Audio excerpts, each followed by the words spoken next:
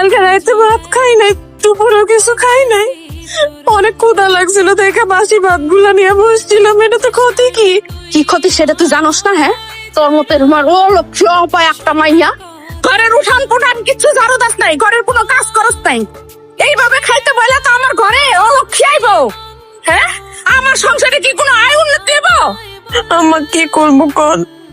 কালকে সারাদিন না খাওয়াতে খুব দুর্বল লাগতেছিল। এতগুলা কাম কাজ করতে হইব দেখে একটু খাইতে নিয়েছিলাম। খায়া শরীরে শক্তি যোগায় কাজ করতে চাইছিলাম। তা কালকে খাস নাই কেন? হ্যাঁ, তারা কি আমরা কেউ খাইতে না করছিলাম? আরে আমার পুলাই দুইটা কথা শুনাইছে, এই লেগে এই দেমাগে তুমি ভাত খাও নাই। তাই এতই যখন তোমার দেমাগ, তাহলে এখন সকালবেলা একটা ভাত খেয়ে বসছস কেন? হ্যাঁ, বেহায়া মাইয়া মানুষ কোন হানকার? আরে তোমাকে জ্বালাই কি আমি একটু শান্তিতে ঘুমাইতে পারবো না?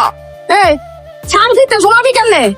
তোর বড় এরকম একটা উপায় মাইয়া যদি ঘরে থাকে, তাহলে এই ঘরে কি কোনো শান্তি আছে? হ্যাঁ, আরে সাত সকালবেলা বাসি ঘর দোর ঝাড়ু না দিয়া সে এক থাল ভাত নিয়ে খাইতে বসে গেছে।